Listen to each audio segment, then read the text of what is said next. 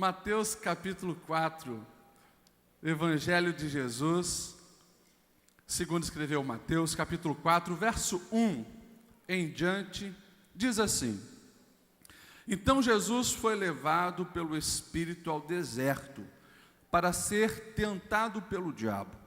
Depois de jejuar 40 dias e 40 noites, teve fome. O tentador aproximou-se dele e disse: Se és o Filho de Deus, manda que estas pedras se transformem em pães. E Jesus respondeu: Está escrito, nem só de pão viverá o homem, mas de toda palavra que procede da boca de Deus. Então o diabo o levou à cidade santa, colocou-o na parte mais alta do templo e disse: Se és o Filho de Deus, joga-te daqui para baixo, pois está escrito, ele dará ordem aos seus anjos a seu respeito, e com as mãos eles o segurarão para que você não tropece em alguma pedra. E Jesus lhe respondeu: Também está escrito, não põe à prova o Senhor, o teu Deus. Depois o diabo o levou a um monte muito alto, e mostrou-lhe todos os reinos do mundo e o seu esplendor.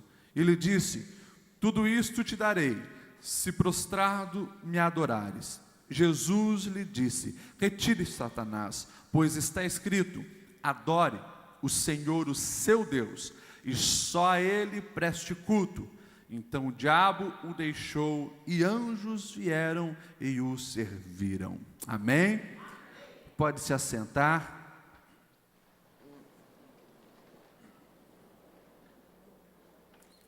Pergunta para o seu irmão aí: quem é você? Quem é você? Não precisa responder, mas eu vou emendar uma outra pergunta. Primeira pergunta: quem é você?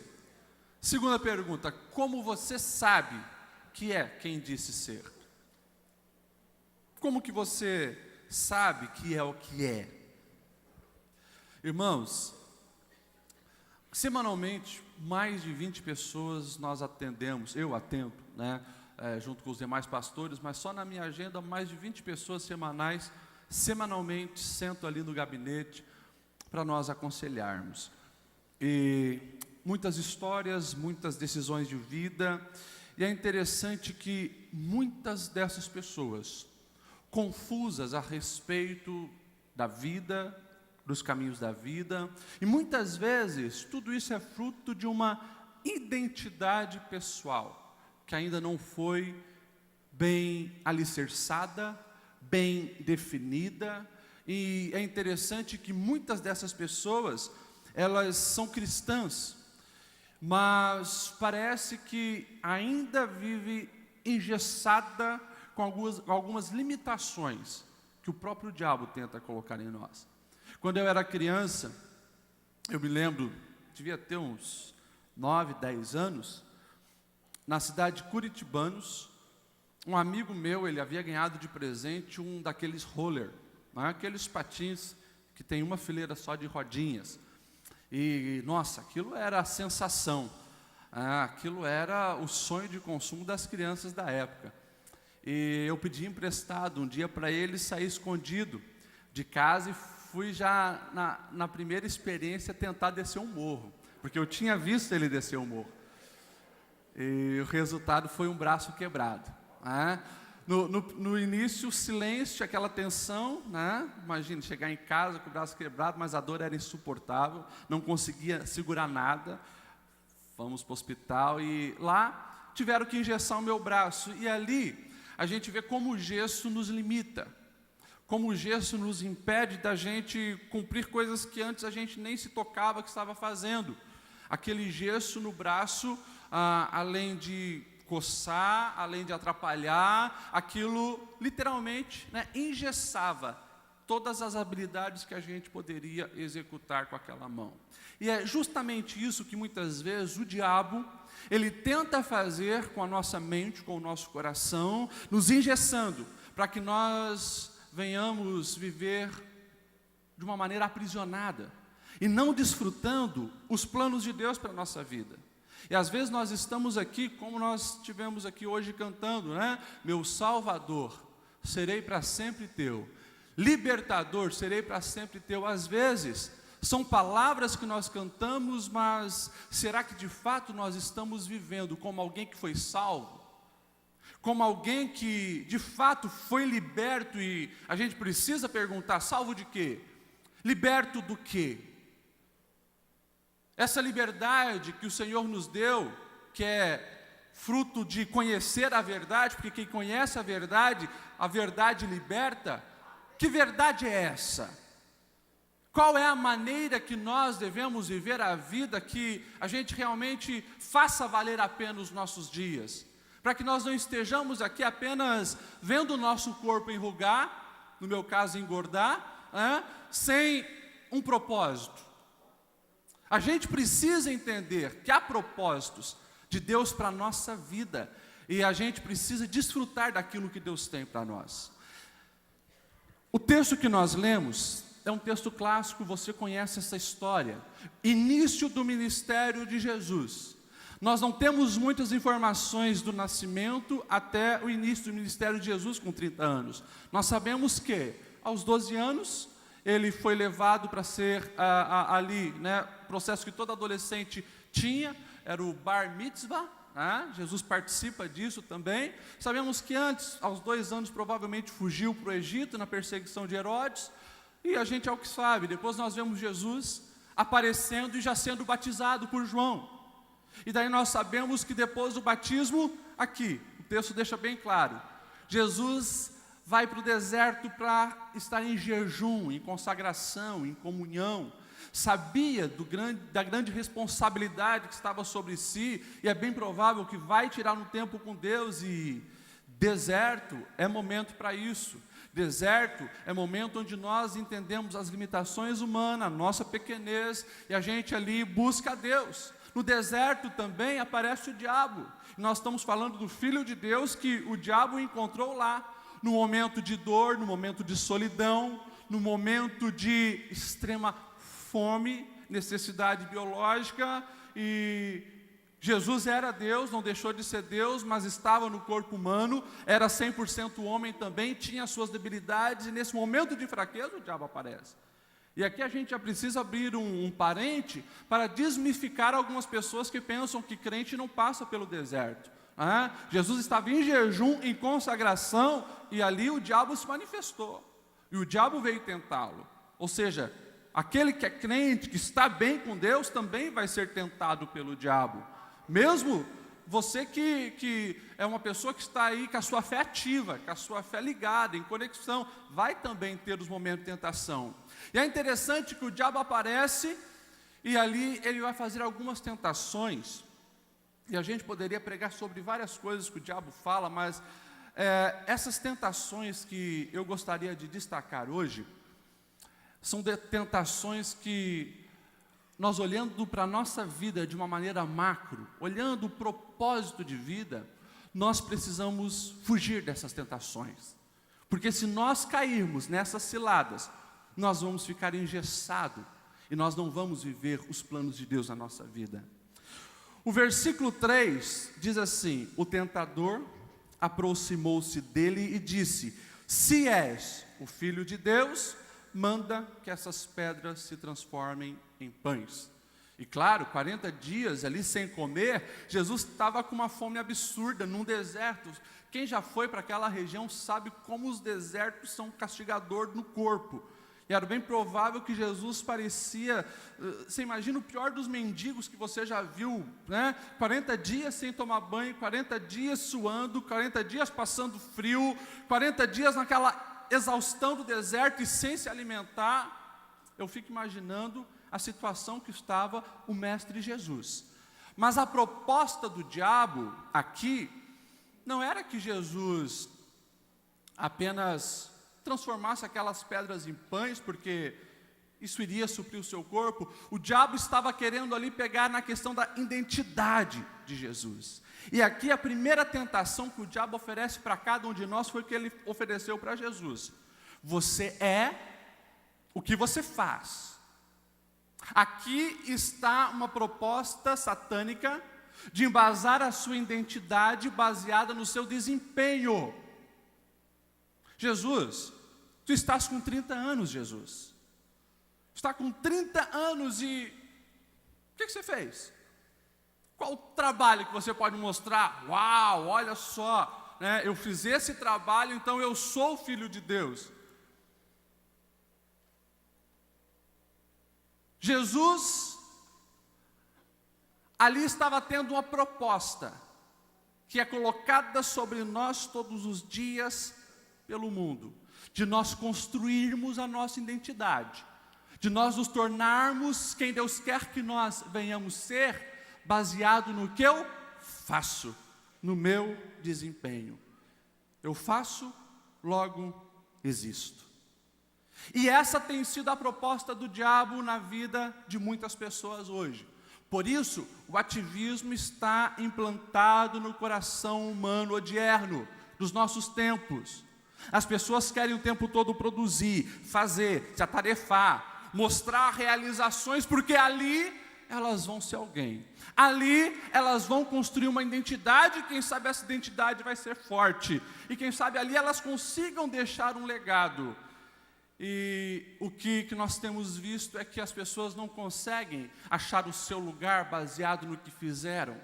Consequentemente, elas se atarefam cada vez mais, porque estão cegas, estão engessadas naquela prisão que o diabo os colocou. E elas então se enfadam, elas se estressam.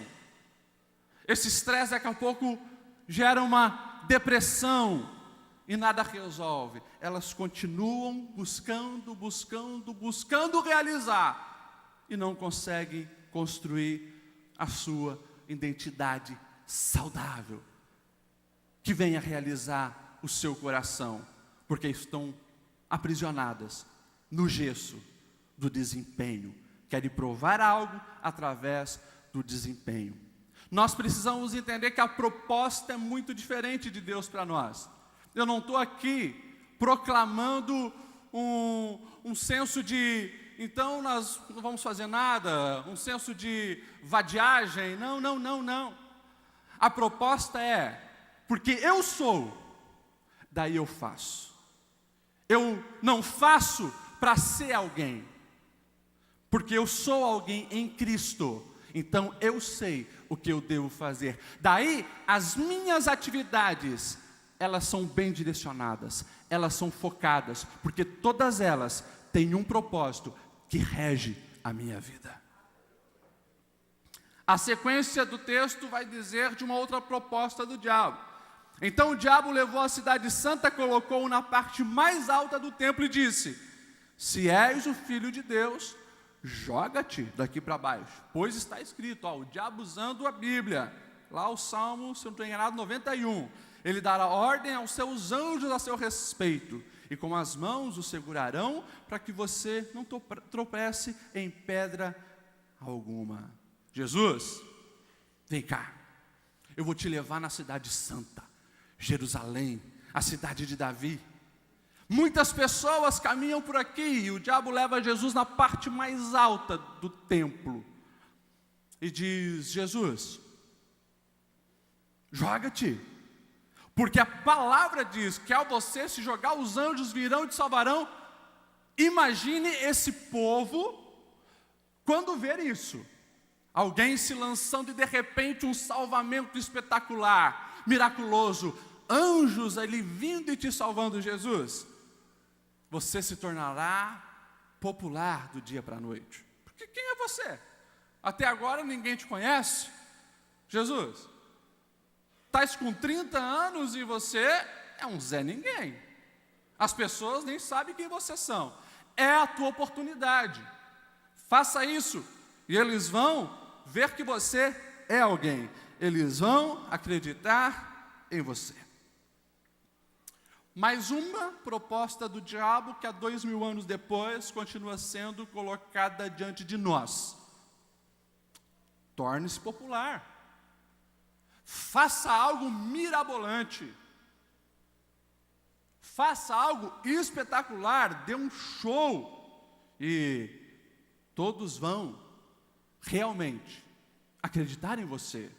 ou supra as expectativas que as pessoas têm ao seu respeito. E é justamente isso que fala: eu sou o que os outros pensam de mim. É mais um gesto diabólico, porque o tempo todo eu fico construindo a minha identidade baseada na opinião das pessoas. Não, mas puxa vida, eu não gosto muito disso, mas o sonho dos meus pais, o sonho dos meus avós era que eu fosse isso, e a gente então se engessa nisso. Poxa, mas na minha empresa a expectativa de mim é fazer isso, eu não sinto paz, eu não gosto, mas eu faço. E as pessoas vão se encaixando nessa realidade, em viverem a sua vida para suprir a expectativa alheia, para receber tapinha nas costas, para, em inglês, ver, que nem diz o ditado popular. O problema é que daí a sua identidade se torna muito frágil, porque se você vive baseado na expectativa das pessoas, você está na mão das pessoas. Se alguém quer ver você feliz, basta então te cercar de elogios, e esse teu dia vai ser maravilhoso. Mas se alguém quer acabar com a sua vida, vai te criticar. Ela vai te falar palavras duras, porque sabe que isso vai acabar com o seu dia. E a base da tua identidade é muito frágil. Essa é também uma proposta diabólica para todos nós. E jamais desfrutaremos a vida que Deus tem para cada um de nós se estivermos presos nessas propostas. O verso 8 e 9 vai dizer o seguinte: depois o diabo levou a um monte muito alto e mostrou-lhe todos os reinos do mundo e o seu esplendor, e disse: tudo isso te darei se prostrares e me adorares. A outra proposta do diabo para engessar a nossa vida é construir a identidade pensando: eu sou o que eu tenho, as posses. E essa tem sido muito usada nos nossos dias capitalistas, onde nós vemos as pessoas abraçando o materialismo. Jesus, olhe tudo que eu tenho, Jesus. Tu não tem nada, eu tenho todos os reinos. Jesus, te darei todos os reinos. E daí, tu vai ser alguma coisa. Daí, tu até pode dizer que és o Filho de Deus. Bilhões são gastos mensalmente defendendo essa ideia. As propagandas de televisão, de rádio, de internet, de YouTube, bilhões e bilhões e bilhões são investidos mostrando para você que você vai ser alguém se possuir algo. Se possuir um equipamento, se possuir a nova marca, se possuir o novo carro, se possuir aquela mansão, se possuir. Isso me faz lembrar de quando eu era criança e tinha um moleque que aparecia na televisão com uma tesourinha do Mickey, só falava isso a propaganda: eu tenho, você não tem. Eu tenho, você não tem. Eu não sei quem é daquela época, né? Mas aquela tesourinha do Mickey naquela época me infernizou. E a propaganda, né, daquela empresa que fazia a tesourinha do Mickey era baseado nisso: eu sou alguma coisa porque eu tenho isso. Eu tenho, você não tem. Nossa, que profundidade a propaganda. Mas gerou crise em muitas crianças como eu, né? A nossa sociedade, ela vive nessa onda, sendo enganada pelo diabo, engessada nessa mentalidade. Você é alguma coisa se o teu salário lá na empresa for o melhor, se os benefícios que você recebe for o melhor. Você é alguma coisa se lá na parede do teu escritório você tem vários diplomas de mestrado, doutorado, PhD. Então, você é alguma coisa. Se você chega na igreja e o teu carro é um carrão, parabéns, você é alguma coisa, senão você não é nada. Se a tua mulher, ela é a mais bonita, então, né, chegou na festa, todo mundo, oxe, você é o cara. Se o teu homem é o mais atencioso e carinhoso, uau! E a gente constrói a identidade baseado no que nós temos. É a síndrome do rei Xerxes, né? A síndrome do rei Assuero. Se a gente olhar lá no começo da história de Esther, a gente vai ver que durante 180 dias, o rei Assuero estava mostrando as suas conquistas, as suas riquezas, o seu poderio. Olha como eu sou o cara, olha o que eu tenho.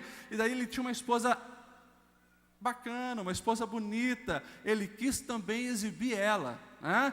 Olha a minha esposa, vamos lá, chama a Vasti para a festa. E ela diz, eu não sou objeto, né, para ficar sendo mostrado para esses homens bêbados, não vou. E daí, né, rompe-se o casamento, mas Deus aproveita a brecha para depois colocar Esther lá. Mas é o síndrome de Xerxes, baseado apenas naquilo que tem. E eu queria que você parasse para sondar o seu coração nesse momento. A tua vida está baseada em quê? A tua identidade está baseada em quê? Será que os gestos satânicos não estão também aprisionando o seu coração? E você está vivendo a vida para tentar mostrar quem você é ao possuir algo? Tentar mostrar o que você é pela sua popularidade, quantas curtidas você tem na tua foto de Facebook, quantas pessoas, né, te cumprimentam, vão na sua festa e assim por diante. Ou quem sabe você não está construindo a sua identidade baseado no seu desempenho, e você tem ralado, você tem se matado para tentar provar alguma coisa. A proposta do Evangelho é bem diferente. A proposta do Evangelho é que nós venhamos descobrir quem nós somos em Deus, e a partir disso eu faço, a partir disso eu influencio, a partir disso eu tenho algo para um propósito. E quando nós temos essa mentalidade, a mentalidade que Deus tem para as nossas vidas, aí nós desfrutamos da vida em abundância que Deus tem para cada um de nós. Caminhando para a reta final, nos próximos 15 minutos, Jesus foi tentado, mas ele venceu as tentações. Como que Jesus venceu as tentações? Eu quero aqui dar 3 dicas rápidas para você vencer também. Primeira delas, acredite no que o Pai Celestial diz ao teu respeito. Antes de entrar na tentação, você vai ver Mateus 3, 16 e 17. Assim que Jesus foi batizado, saiu da água. Naquele momento o céu se abriu e ele viu o Espírito de Deus descendo como pomba e pousando sobre ele. Então uma voz dos céus disse: Este é o meu Filho amado, em quem me agrado. Jesus não tinha ainda cumprido a sua missão. Jesus aqui não tinha feito milagres. Jesus aqui não tinha pregado grandes sermões. Agora, Jesus, ele sabia quem ele era no Pai. E quando mesmo numa situação complexa, padecendo fome, sendo assolado por um sol escaldante, sendo ali castigado pelo frio intenso da noite nos desertos, o diabo chega com uma proposta muito clara de ali comprometer a sua identidade. E todas as vezes o diabo colocava um se. Se tu és o Filho de Deus, se tu és o Filho de Deus. E isso faz com que eu enxergue a nossa vida. Porque no momento de fragilidade, de dor, de angústia, de tristeza, onde problemas estão acontecendo, o nosso adversário vem com a mesma proposta. Se tu és Filho de Deus, se tu és amado por Deus, por que está passando por esse problema? Se tu és Filho de Deus, se tu és guiado pelo Espírito Santo, por que aquele relacionamento não deu certo? Por que a tua conta bancária está desse jeito? Por que a tua família está acontecendo esse problema? Por que a tua decisão não deu certo? E as palavras satânicas vão nos amarrando, nos engessando para que nós venhamos entrar na dele. Mas o Espírito Santo hoje te lembra da voz do Pai. Você é filho amado, criado para um propósito, para um projeto antes da fundação do mundo. Efésios 1:4, porque Deus nos escolheu nele antes da fundação do mundo para sermos santos e irrepreensíveis em sua presença. Tiago 1:18, por sua decisão ele nos gerou pela palavra da verdade, a fim de sermos como que os primeiros frutos de tudo o que ele criou. Romanos 8, de 15 a 17, pois vocês não receberam um espírito que escravize, para novamente temerem, mas receberam um Espírito de Deus que os adota como filhos, por meio do qual chamamos Abba, Pai. O próprio Espírito testifica ao nosso espírito que somos filhos de Deus. Se somos filhos, então somos herdeiros, herdeiros de Deus e co-herdeiros com Cristo, se de fato participamos dos seus sofrimentos, para que também participemos da sua glória. Conhecer o Pai gera em nós uma identidade saudável. E quando as vozes satânicas que estão ao nosso redor, militando para nos distorcer a identidade, quando elas chegam, elas não entram em nosso coração, e assim nós vencemos as tentações, porque nós sabemos que independente do que acontece ao meu redor, eu sou filho amado. Segunda maneira de vencer as táticas satânicas é se manter nesse relacionamento intenso com o Pai. 40 dias no deserto, passando fome, mas 40 dias com um propósito muito claro: estreitar essa conexão, fortalecer a alma e não apenas o corpo. Era o propósito de Deus estar ali. E aqui eu repito uma frase que o nosso pastor presidente já falou algumas vezes aqui: o que nos leva à derrota não é a presença do inimigo, é a ausência de Deus. Querer caminhar por essa vida que tem deserto, que tem serpente, que tem escorpião, que tem sol escaldante, que tem adversário, sem a presença de Deus, acabou, é o fim. É o fim. Não se consegue viver equilibrado, ter uma alma saudável, se nós não tivermos conexão com o céu na nossa caminhada aqui. E é por isso que Jesus lá na frente nos seus ensinos, ele vai dizer: gente, vigiem e orem. Vigiem e orem. É oração e é vigilância, para que nós não venhamos cair nas tentações, porque o espírito está pronto, mas a carne é fraca. Pastor, mas e as circunstâncias ali nos oprimindo? Quando nós estamos em conexão com os céus, a gente sabe que até mesmo a circunstância negativa que chegou até nós tem um propósito pedagógico. Porque essa palavra diz que todas as coisas cooperam para o bem daqueles que amam a Deus e que vivem segundo o seu propósito. A terceira maneira de nós vencermos o nosso adversário é isso aqui: é o alimento da alma, é a palavra de Deus. Todas as vezes que Jesus respondeu, a base dele estava na palavra, e não em versículos isolados que podem ser manipulados como o próprio diabo fez, mas ele conhecia a essência dos ensinamentos do Pai.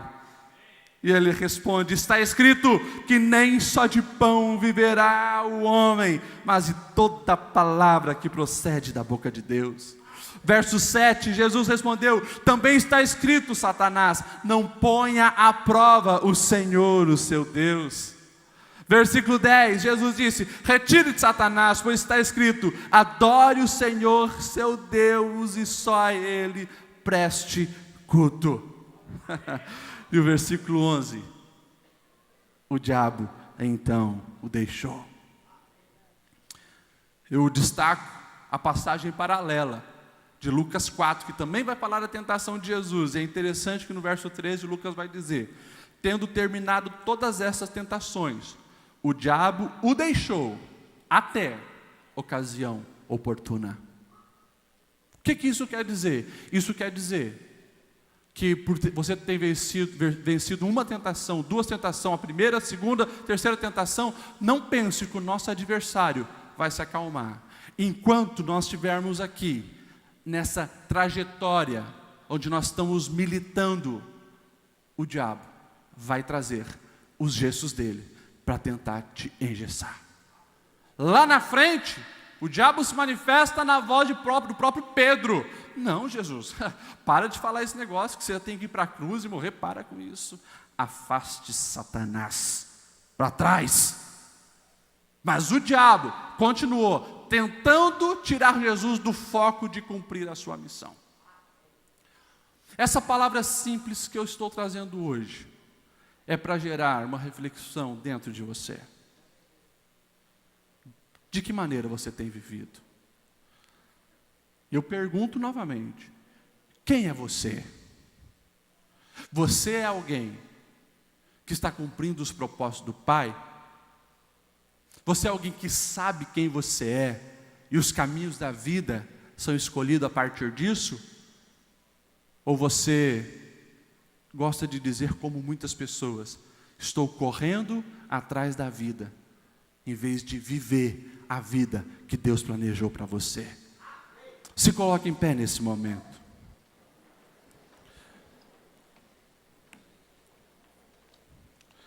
Tiago 5:7, eu finalizo. Portanto, submetam-se a Deus, resistam ao diabo, e ele fugirá de vós.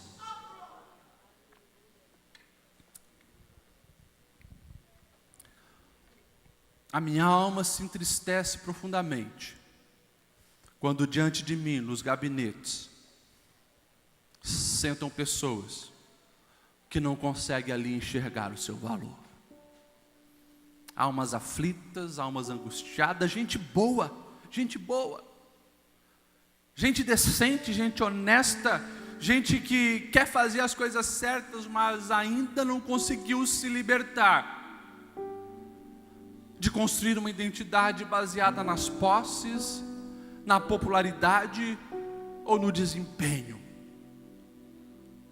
E quinta-feira eu até citei em um atendimento da semana passada uma senhora, jovem senhora, desesperada, porque, pastor, eu não consigo conciliar as coisas em casa com o trabalho. Eu chego no trabalho e as pressões da vida são tantas que eu fico na média, e eu chego em casa, as crianças, é aquela agitação, eu fico me culpando o tempo inteiro que eu não estou sendo uma boa mãe, porque eu tenho que trabalhar, eu tenho as outras preocupações, e a alma dela estava um caos.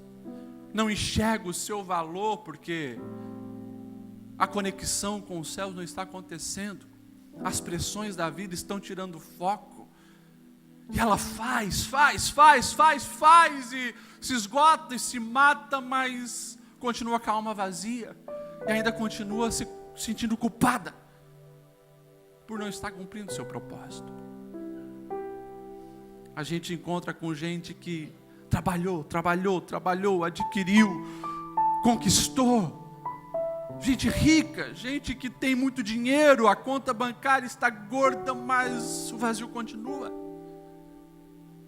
E a gente encontra pessoas que no meio das rodas sorri para todo mundo, e chega a uma festa, mas quando deita a cabeça no travesseiro, chora, porque tudo aquilo foi uma máscara que usou durante o dia inteiro, mas a alma está um caco que só ele sabe como está. E o Espírito Santo hoje nos diz: é tempo de parar, vencer as tentações e as propostas mundanas, e viver algo lindo que Deus planejou para as nossas vidas. Chega de máscaras, chega de estresse, chega da prisão materialista. A vida aqui é passageira, e a gente só leva aquilo que foi construído para a eternidade, que é amor com Deus, o amor de Deus e amor com gente. Se Deus nos trouxe aqui é porque Ele está tratando com alguém. Eu queria que você viesse aqui na frente, sem medo, sem receio. Mas se alguma parte dessa palavra falou contigo, eu quero que você venha aqui na frente, que nós vamos orar por você. Hoje é dia de romper. Vem cá.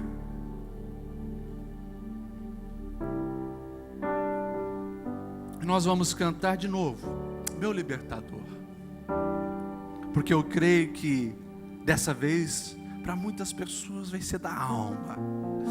Ele é o Salvador, Ele é o libertador. Ele é aquele que nos ajuda a vencer as tentações da vida. Jesus não brincou, gente, quando Ele disse que tem vida em abundância para nós. Ele tem. Ele tem. Ele tem. É por isso que Ele diz: está cansado, está sobrecarregado, vem para mim, vem. O meu fardo é leve, é suave. A minha maneira de viver vocês dão conta. É isso que eu tenho para vocês. Feche os seus olhos e vai abrindo o seu coração para o Senhor.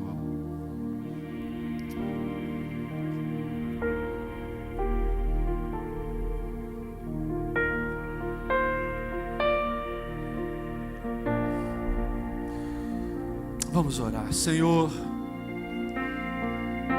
obrigado pelo exemplo que nos deste há 2000 anos atrás, naquele deserto. Ao vencer as propostas e tentações satânicas. Ah, Deus, nós pedimos perdão porque às vezes nós nos permitimos ser engessados, Senhor, na escravidão de construir uma identidade pelo desempenho,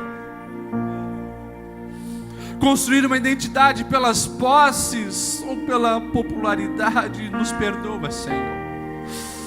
Nos perdoa, porque essa não é a tua proposta de vida. Nós damos liberdade, Senhor, para que o teu Espírito Santo entre em nós e cumpra os teus propósitos no dia a dia. Deus, nós queremos chegar nessa segunda-feira diferente. Nós queremos entrar, Senhor, nessa semana libertos. Nós queremos gastar o resto dos nossos dias, Senhor, vivendo uma vida que vale a pena ser vivida, mesmo em meio aos desertos. Portanto, faça, Senhor, com que o teu discernimento, sabedoria e graça toque na vida de cada um dos teus filhos que aqui estão, Senhor. Nós precisamos do teu toque. E nós queremos não ir na frente, nós queremos ir atrás, seguindo os teus passos, as tuas pisadas, obedecendo aos teus ensinamentos e amando a tua palavra. Derrama a tua graça, Senhor, sobre cada um dos teus filhos. E dá-nos a alegria de uma vida que está em sintonia contigo. Dai-nos a paz, a certeza, Senhor, de caminhar ao teu lado todos os dias. E dai-nos, Senhor, a força, a coragem, a ousadia para nós enfrentarmos o diabo e repreendê-lo. Deus, nos ensina, Senhor, a submetermos debaixo da tua poderosa mão e resistir ao diabo, sabendo que tu cuida de nós e tens realmente vitória para a nossa caminhada. É assim que eu abençoo os teus filhos, em nome de Deus.